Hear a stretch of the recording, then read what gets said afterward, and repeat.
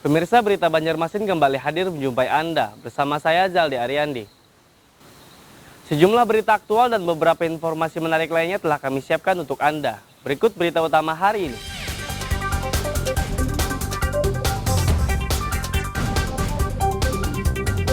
Tersangka curanmor yang mencuri 2 unit motor di Banjarmasin ditangkap.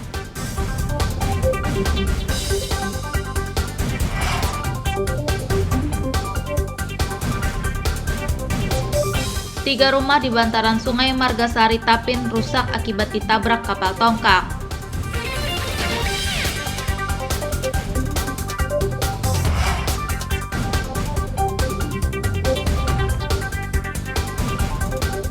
Dugaan pungli vaksinasi COVID-19 di Puskesmas Banjarmasin beredar luas di media sosial.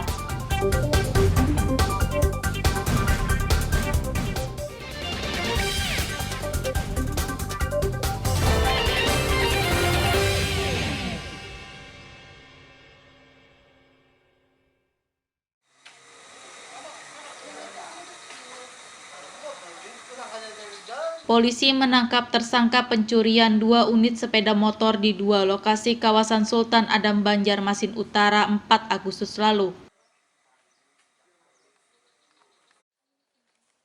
Tersangka curanmor berinisial RM itu ditangkap oleh tim Resmob Polda Kalsel dan Reskrim Polsek Banjarmasin Utara di kawasan Kota Banjarbaru pada Senin lalu. Usai ditangkap, tersangka RM diminta menunjukkan keberadaan tersangka F yang merupakan penadah dari motor curian tersebut.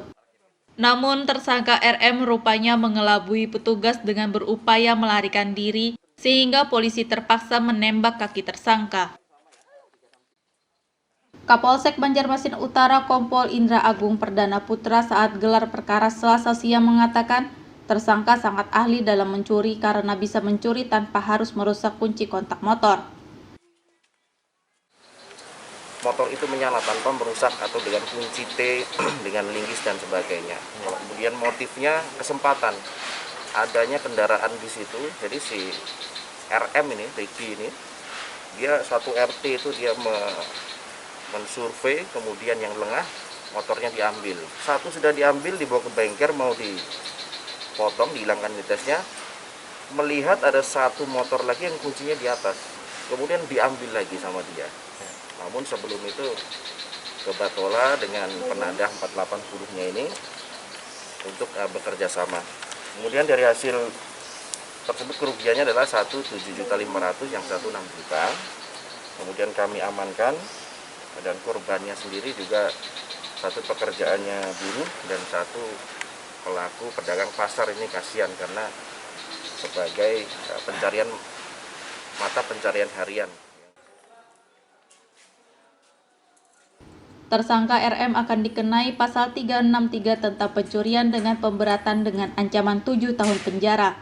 Sedangkan tersangka F dijerat pasal 480 tentang penadah hasil curian dengan ancaman 4 tahun penjara.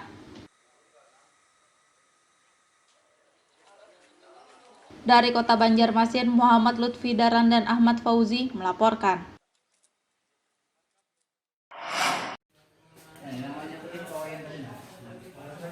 Warga berinisial S asal Desa Balawayan Piani, Kabupaten Tapin ditahan polisi karena kedapatan membawa senjata api rakitan tanpa izin. Pria berusia 41 tahun tersebut kedapatan membawa senjata api rakitan beserta 4 butir amunisinya saat jajaran Polres Tapin menggelar razia pekat di Kecamatan Piani pada 16 Juli 2021 lalu. Kasat Reskrim Polres Tapin AKP Ihsan Prananto saat ditemui Selasa siang mengatakan pemilik senjata api rakitan mengaku kepada pihaknya bahwa senjata api tersebut merupakan warisan dari orang tuanya sejak 8 tahun lalu dan digunakan untuk menjaga diri. Jadi pengakuan tersangka senjata api tersebut merupakan warisan dari abahnya 8 tahun yang lalu dan orang tuanya, ayah beliau sudah meninggal sekitar 3 tahun yang lalu. Digunakan seharian untuk apa sih senjata api? Kalau digunakan seharian hanya untuk ya ibarat dibawa saja karena itu warisan dari orang tuanya. novel tersangka. Kalau di awal penangkapan sendiri gimana? Awal penangkapan ketika rekan-rekan dari Polsek Piani melakukan giat pekat, giat kepolisian yang ditingkatkan, mendapati mobil tersangka lewat dan dilakukan pemeriksaan dan didapati senjata rakitan tersebut. Pemilik senjata api rakitan akan dikenai pasal 1 ayat 1 Undang-Undang Darurat Nomor 12 Tahun 1951 dengan ancaman penjara maksimal 10 tahun. Dari Kabupaten Tapin, Muhammad Lutfi Daran dan Abdillah melaporkan.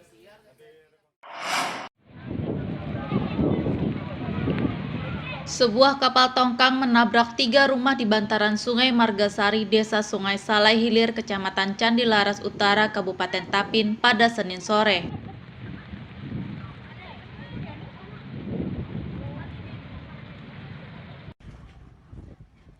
Selain menabrak 3 unit rumah warga, kapal tongkang yang sedang tambat dan tidak bermuatan itu juga menabrak sejumlah keramba apung dan akses titian kayu. Kapal tongkang yang biasanya digunakan untuk mengangkut batu bara ini diduga menabrak rumah warga akibat terbawa angin kencang. Kapolsek Candi Laras Utara Ibda Mariono saat ditemui Selasa siang mengatakan dari 3 rumah yang ditabrak kapal tersebut, 2 diantaranya mengalami rusak berat sedangkan 1 lainnya rusak ringan pada bagian dapur. Kencang jadi bergeser dan mengenai rumah warga. Ada berapa rumah, Pak? Jadi untuk yang terdampak sebenarnya untuk yang rusak berat itu ada 2 rumah tambah 1 dapur, jadi ada 3 rumah. Kemudian data warga yang kami telah mendatangi TKP kemarin ada sekitar 10 orang yang terdampak, mungkin ya ada jamban atau apa dan sebagainya. Total kerugian Untuk taksir total kerugian belum bisa dihitung secara real, jadi mungkin nanti akan ditindaklanjuti. Pemilik tongkang sendiri gimana? Pemilik tongkang. tindak lanjutnya? Tindak lanjutnya, jadi untuk penanganan selanjutnya untuk kejadian ini ditangani oleh Direktorat Polairut Polda Kalimantan Selatan. Tapi pemilik tongkang nggak bertanggung jawab. Kemarin datang juga, jadi dari perwakilan dari owner kapal, jadi datang juga sudah ke TKP, jadi melihat kondisi di TKP. Peristiwa kapal tongkang menabrak rumah kini ditangani oleh Direktorat Polair Polda Provinsi Kalimantan Selatan. Dari Kabupaten Tapin, Muhammad Lutfi Daran dan Abdillah melaporkan.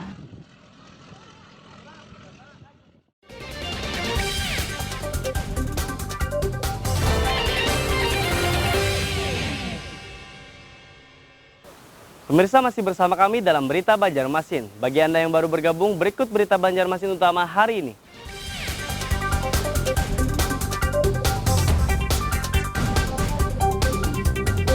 Tersangka curanmor yang mencuri 2 unit motor di Banjarmasin ditangkap.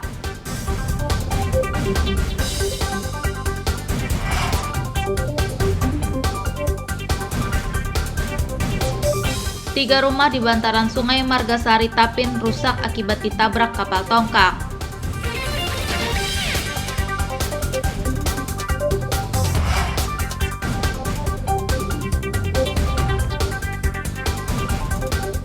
Dugaan pungli vaksinasi COVID-19 di Puskesmas Banjarmasin beredar luas di media sosial.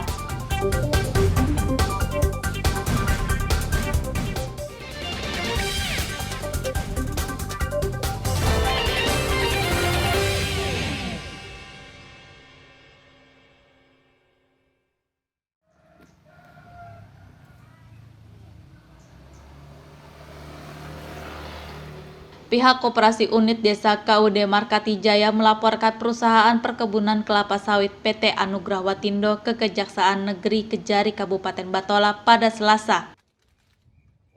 Perusahaan kelapa sawit yang beraktivitas di Kecamatan Wanaraya, Kabupaten Batola itu dilaporkan karena perkebunan plasma kelapa sawit milik warga yang dikelola oleh perusahaan tidak jelas penghasilannya. Ketua KUD Markati Jaya Darmono mengatakan pihaknya melaporkan PT Anugrah Watindo karena perusahaan kelapa sawit tersebut diduga telah melakukan penyalahgunaan anggaran perkebunan plasma kelapa sawit. Selain itu, dana talangan atau dana yang digunakan perusahaan untuk pembayaran bunga di bank dan perawatan perkebunan plasma sawit dinilai tidak sesuai, karena perkebunan plasma yang dikelola perusahaan kondisinya tidak terawat. Kami sudah mulai tahun 2015 melakukan koordinasi internal antara KUD Mekarti Jaya dan PT Anugrah Wadri untuk mencari solusi, namun tidak ditemukan titik temu, maka langkah-langkah ke sini, langkah-langkah terakhir untuk mendapatkan keadilan hak-hak anggota tentang SHU dan tata kelola kebun yang standar. Itu aja sebetulnya.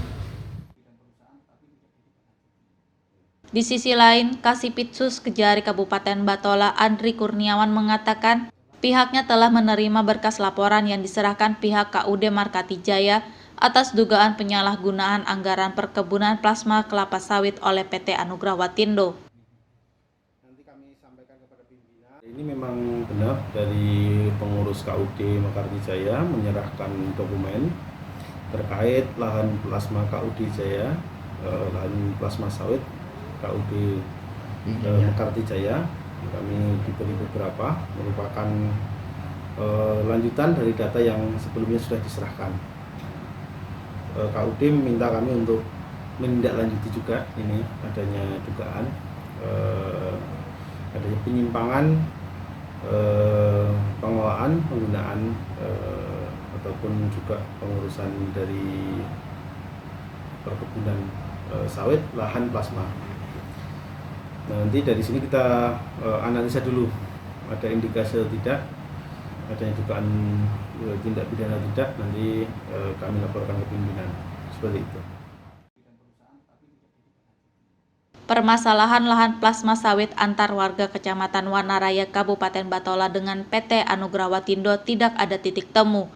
Meski warga dan perusahaan kelapa sawit itu telah melakukan mediasi puluhan kali, tepatnya sejak tahun 2015 lalu. Dari Kabupaten Batola, Muhammad Lutfi Darlan dan Ibrahim melaporkan.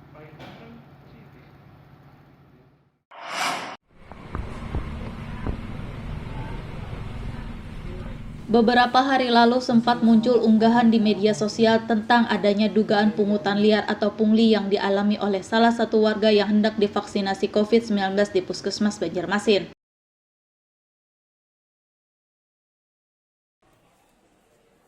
Awalnya warga tersebut meminta bantuan seseorang untuk mendaftarkan tantenya, namun agar diprioritaskan mendapatkan vaksinasi COVID-19 di Puskesmas, warga tersebut diminta membayar sebesar Rp1.000.000.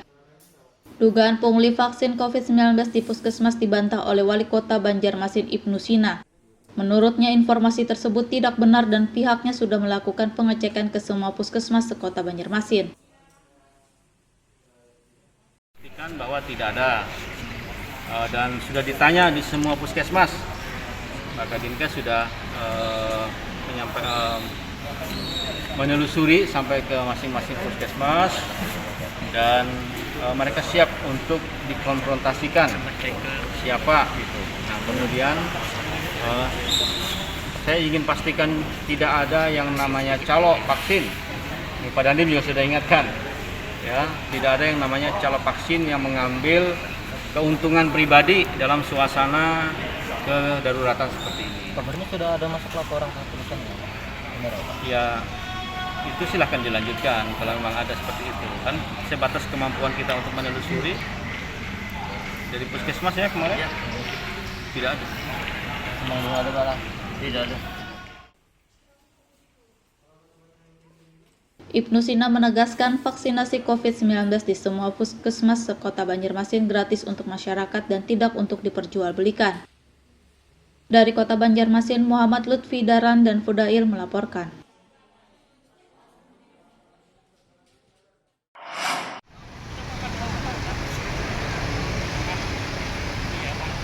Pemberlakuan pembatasan kegiatan masyarakat atau PPKM level 4 di Kota Banjarmasin yang telah berakhir pada 8 Agustus lalu kembali diperpanjang oleh pemerintah Kota Banjarmasin.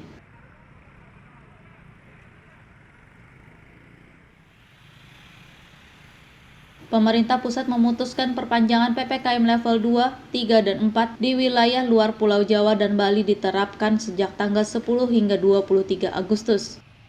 Namun pemerintah Kota Banjarmasin hanya memperpanjang PPKM level 4 selama sepekan saja, yakni sejak tanggal 10 hingga 16 Agustus mendatang.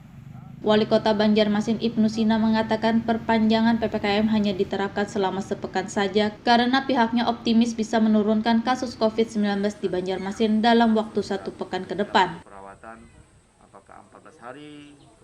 Nah makanya walaupun invennya tetap sampai tanggal 23, kita coba sampai tanggal 2 sampai 16. Kalau kita bisa dengan seminggu yang terakhir ini bisa kita jalankan, 3T tracing, tracer, testing itu dijalankan oleh 104 tracer baru kita. Ulun yakin ini angkanya bisa akan turun. Kemudian penegakan prokesnya, 5M-nya dengan aparat 4 pilar, Babinsa, Babin Kamtipmas, Lurah dan Kepala Puskesmas, dan dibantu oleh TNI Polri dan juga Satpol PP Dishub, dan kita semua sosialisasi tanpa henti untuk terus penegakan prokesnya. Untuk menurunkan kasus COVID-19 selama sepekan ke depan, pemerintah Banjarmasin akan menggencarkan pelaksanaan 3T, yakni testing, tracing, dan treatment dengan menurunkan 104 tenaga kesehatan yang baru direkrut. Dari Banjarmasin, Muhammad Lutfi Daran dan Fudail melaporkan.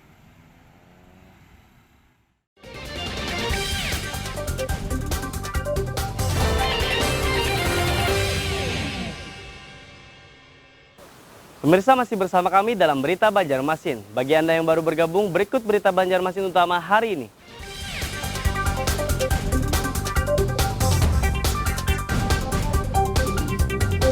Tersangka curanmor yang mencuri 2 unit motor di Banjarmasin ditangkap.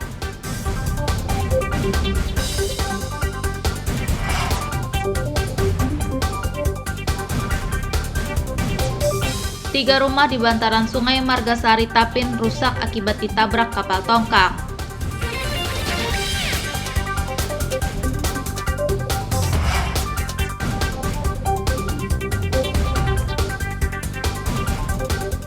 Dugaan pungli vaksinasi COVID-19 di Puskesmas Banjarmasin beredar luas di media sosial.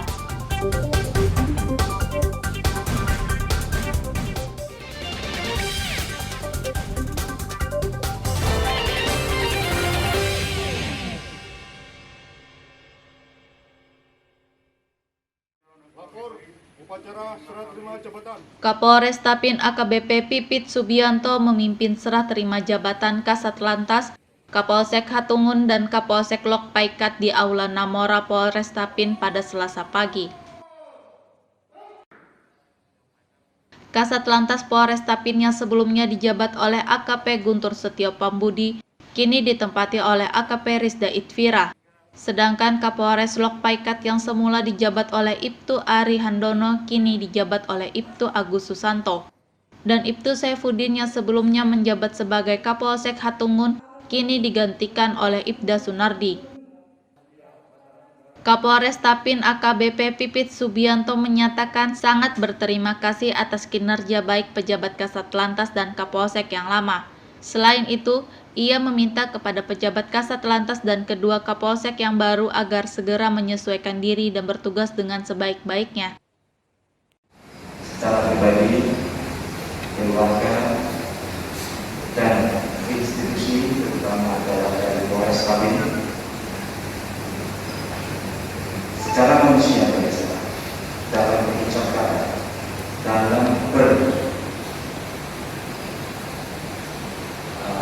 silaturahmi, kegiatan sosial maupun dalam hubungan kita dalam pekerjaan maupun di luar dinas, kami mewakili semua Polres dan keluarga besar Polres Tapin memohon maaf dengan iman dan ikhlas untuk memaafkan apabila terjadi kekurangan, kekurangan maupun kesalahan pada kami. Semoga Allah dan keluarga juga bisa memaafkan, juga bisa memaafkan kami semua. Yang kedua, kalau dalam kebersamaan ini saya merasakan secara pribadi. Kasat Lantas Polres Tapin AKP Rizda Itvira menyatakan siap menjalankan tugas dengan sebaik-baiknya. Agar seluruh masyarakat Tapin tertib dalam berlalu lintas, khususnya saya sendiri sebagai Kasat Lantas, menekankan tetap jaga kesehatan di masa pandemi, agar kita juga menurunkan angka yang COVID. Harapannya itu aja Pak, supaya lebih tertib lah dalam berlalu lintas. Ada strategi khusus untuk agar masyarakat bisa lebih tertib dalam berlalu lintas. Untuk sementara ini nanti kita lihat dulu. Itu aja. Yang jelas tetap patuhi rambu-rambu lalu lintas, surat-suratnya harus lengkap, terutama helmnya.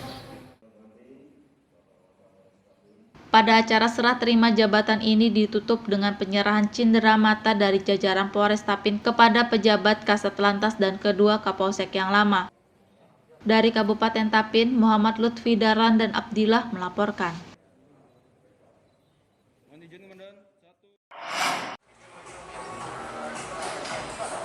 Kejuaraan Provinsi Kejurprov Binaraga rencananya akan digelar di Kalimantan Selatan. Perkumpulan Binaraga dan Fitness Indonesia atau PBFI Kalsel telah menetapkan Kejurprov akan digelar pada November 2021 mendatang.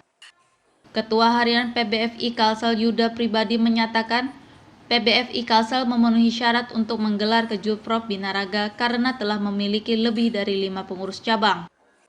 Kita mungkin akan menggelar Kejurprov di sekitar akhir November atau awal Desember.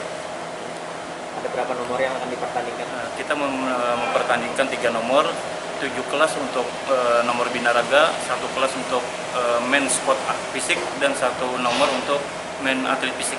Jadi ada 3 nomor yang kita pertandingkan. Untuk binaraganya ada 7 kelas. Tempatnya di mana aja? Rencana kita akan adakan di Banjarmasin, kemungkinan di Gor Hasanuddin.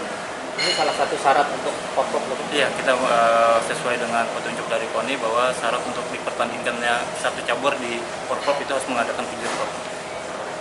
Berapa daerah Bang? Kita sudah membentuk 10 pengcap. Nah, dari 13 pengcap dari 13 kabupaten kota kita sudah terbentuk 10 pengcap. Yuda menambahkan pada Kejurprov Binaraga mendatang ada sejumlah kelas yang akan dipertandingkan. Di antaranya kelas 60, 65, 70, 75, 80, dan kelas lainnya. Dari Banjarmasin, Muhammad Lutfi Darlan dan Ahmad Fauzi melaporkan.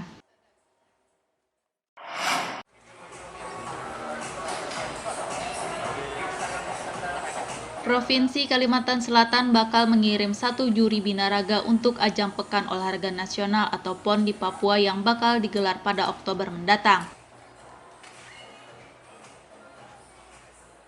Juri cabang binaraga dari Provinsi Kalimantan Selatan yang bakal dikirim adalah Ketua Harian Pengurus Binaraga dan Fitness PBFI Kalsel Yuda Pribadi.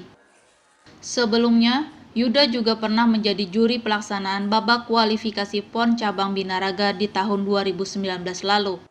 Ketua Harian PBFI Kalsel Yuda Pribadi mengatakan, ia telah mendapat surat tugas dari PBFI Kalsel untuk menjadi salah satu juri pada ajang olahraga terbesar se-Nusantara itu. Ia berharap pada ajang PON di Papua nanti ia bisa menjalankan tugas dengan baik sebagai juri dan menilai peserta secara objektif. Juga data-data yang diminta oleh PBFI juga sudah kita persiapkan, yakni salah satunya adalah lisensi A nasional yang dulu bernama PAPSI, sekarang berubah jadi PBFI, sehingga kita registrasi ulang ke lisensi yang baru.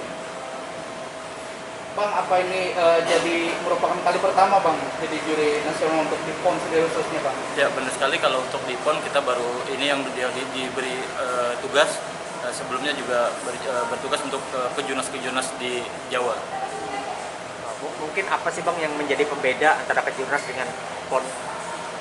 Kalau untuk yang menjadi pembeda adalah atmosfer persaingan di PON itu lebih ketat dengan kualitas atlet yang hampir sama, sehingga juri diharapkan benar-benar selektif dalam menilai. Ketua Umum Pengurus PBFI Mustohir Arifin mengaku bangga ada salah satu juri dari Kalsel yang dipercaya oleh Persatuan Binaraga Pusat sebagai salah satu juri di ajang bergengsi 4 tahunan tersebut. Mewakili salah satu daerah ini termasuk juri dari Kalimantan Selatan, kemungkinan jadi dari penilaian di pusat juga melihat kualitas sama kebutuhan yang memang diperlukan untuk di PON. Bang, ini kan kalau untuk Bang Yunda sendiri secara lisensi juga sudah mencukupi untuk di PON. Kira-kira apa Bang nih harapannya, bukan hanya juri tapi juga atletnya juga bisa berprestasi khususnya ya, di harapannya karena saya masuk di PBFI ini karena memang cabang olahraga ini kemarin dipecah, kemudian saya dipercayakan untuk menjadi ketua baru beberapa bulan terakhir ini. Mudah-mudahan setelah PON ini kita bisa atur waktu, tapi sesudah PON udah ada kejurprov ya, kejurprov yang sudah kita mulai laksanakan. Kemungkinan nanti ada event-event lokal dan event-event nasional yang kita ikuti. Yuda pribadi terpilih sebagai juri PON Papua bersama 24 orang lainnya, yakni 5 juri dari pengurus PBFI Pusat, 5 juri dari tuan rumah, dan 15 juri pilihan se-Indonesia. Dari Banjarmasin, Muhammad Lutfi Dahlan dan Ahmad Fauzi melaporkan.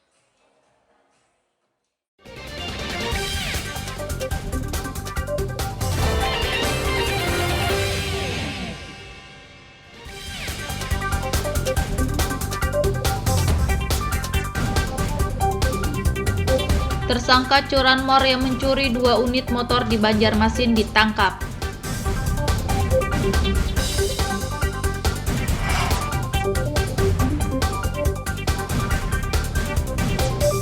Tiga rumah di bantaran Sungai Margasari Tapin rusak akibat ditabrak kapal tongkang.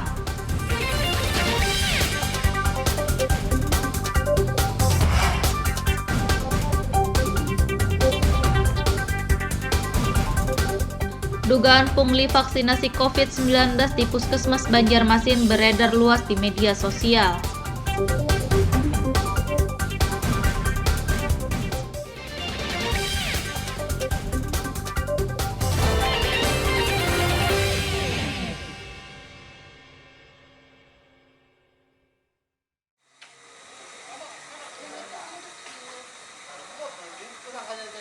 Polisi menangkap tersangka pencurian 2 unit sepeda motor di 2 lokasi kawasan Sultan Adam Banjarmasin Utara 4 Agustus lalu. Tersangka curanmor berinisial RM itu ditangkap oleh tim Resmob Polda Kalsel dan Reskrim Polsek Banjarmasin Utara di kawasan Kota Banjarbaru pada Senin lalu. Usai ditangkap, tersangka RM diminta menunjukkan keberadaan tersangka F yang merupakan penadah dari motor curian tersebut. Namun tersangka RM rupanya mengelabui petugas dengan berupaya melarikan diri sehingga polisi terpaksa menembak kaki tersangka. Kapolsek Banjarmasin Utara Kompol Indra Agung Perdana Putra saat gelar perkara Selasa siang mengatakan tersangka sangat ahli dalam mencuri karena bisa mencuri tanpa harus merusak kunci kontak motor. Motor itu menyala tanpa merusak atau dengan kunci T, dengan linggis dan sebagainya. Kemudian motifnya kesempatan adanya kendaraan di situ. Jadi si RM ini, Ricky ini, dia satu RT itu dia mensurvei, kemudian yang lengah motornya diambil. Satu sudah diambil, dibawa ke bengkel mau dipotong, dihilangkan nitesnya. Melihat ada satu motor lagi yang kuncinya di atas, kemudian diambil lagi sama dia. Namun sebelum itu ke Batola dengan penadah 480-nya ini untuk bekerja sama. Kemudian dari hasil tersebut kerugiannya adalah 7.500.000, yang 1 6 juta. Kemudian kami amankan dan korbannya sendiri juga satu pekerjaannya buruh dan satu pelaku pedagang pasar. Ini kasihan karena sebagai mata pencarian harian.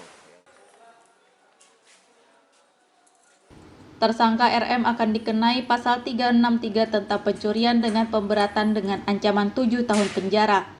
Sedangkan tersangka F dijerat pasal 480 tentang penada hasil curian dengan ancaman 4 tahun penjara.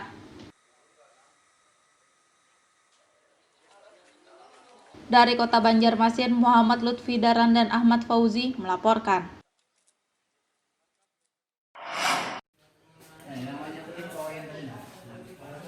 Warga berinisial S asal Desa Balawayan Piani, Kabupaten Tapin ditahan polisi karena kedapatan membawa senjata api rakitan tanpa izin. Pria berusia 41 tahun tersebut kedapatan membawa senjata api rakitan beserta 4 butir amunisinya saat jajaran Polres Tapin menggelar razia pekat di Kecamatan Piani pada 16 Juli 2021 lalu. Kasat Reskrim Polres Tapin AKP Ihsan Prananto saat ditemui Selasa siang mengatakan pemilik senjata api rakitan mengaku kepada pihaknya bahwa senjata api tersebut merupakan warisan dari orang tuanya sejak 8 tahun lalu dan digunakan untuk menjaga diri. Jadi pengakuan tersangka senjata api tersebut merupakan warisan dari abahnya 8 tahun yang lalu dan orang tuanya ayah beliau sudah meninggal sekitar 3 tahun yang lalu. Digunakan seharian untuk apa senjata api? Kalau digunakan seharian hanya untuk ya ibarat dibawa saja karena itu warisan dari orang tuanya sampai tersangka. Kalau di awal penangkapan sendiri gimana? Awal penangkapan ketika rekan-rekan dari Polsek Piani melakukan giat pekat, giat kepolisian yang ditingkatkan, mendapati mobil tersangka lewat dan dilakukan pemeriksaan dan didapati senjata rakitan tersebut. Pemilik senjata api rakitan akan dikenai pasal 1 ayat 1 Undang-Undang Darurat Nomor 12 Tahun 1951 dengan ancaman penjara maksimal 10 tahun. Dari Kabupaten Tapin, Muhammad Lutfi Daran dan Abdillah melaporkan.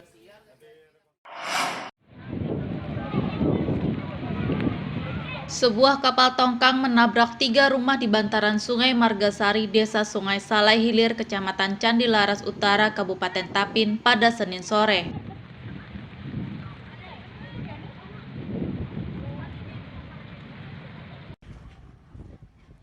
Selain menabrak 3 unit rumah warga, kapal tongkang yang sedang tambat dan tidak bermuatan itu juga menabrak sejumlah keramba apung dan akses titian kayu. Kapal tongkang yang biasanya digunakan untuk mengangkut batu bara ini diduga menabrak rumah warga akibat terbawa angin kencang. Kapolsek Candi Laras Utara Ibda Mariono saat ditemui Selasa siang mengatakan dari 3 rumah yang ditabrak kapal tersebut, 2 diantaranya mengalami rusak berat sedangkan 1 lainnya rusak ringan pada bagian dapur. Kencang jadi bergeser dan mengenai rumah warga. Ada berapa rumah, Pak? Jadi untuk yang terdampak sebenarnya untuk yang rusak berat itu ada 2 rumah tambah 1 dapur, jadi ada 3 rumah. Kemudian data warga yang kami setelah mendatangi TK kemarin ada sekitar 10 orang terdampak, mungkin ya ada jamban atau apa dan sebagainya. Total kerugian untuk taksir total kerugian belum bisa dihitung secara jadi mungkin nanti akan ditindaklanjuti. Pemilik tongkang sendiri gimana? Pemilik tongkang tindak lanjutnya? Tindak lanjutnya jadi untuk penanganan selanjutnya untuk kejadian ini ditangani oleh Direktorat Polairut Polda Kalimantan Selatan. Tapi pemilik tongkang nggak bertanggung jawab? Kemarin datang juga jadi dari perwakilan dari owner kapal, jadi datang juga sudah ke TKP, jadi melihat kondisi di TKP. Peristiwa kapal tongkang menabrak rumah kini ditangani oleh Direktorat Polair Polda Provinsi Kalimantan Selatan. Dari Kabupaten Tapin, Muhammad Lutfi Darlan dan Abdillah melaporkan. Pemirsa, informasi tadi sekaligus menutup perjumpaan kita kali ini. Saya Zaldi Aryani beserta redaksi mengucapkan selamat beraktivitas, sampai jumpa.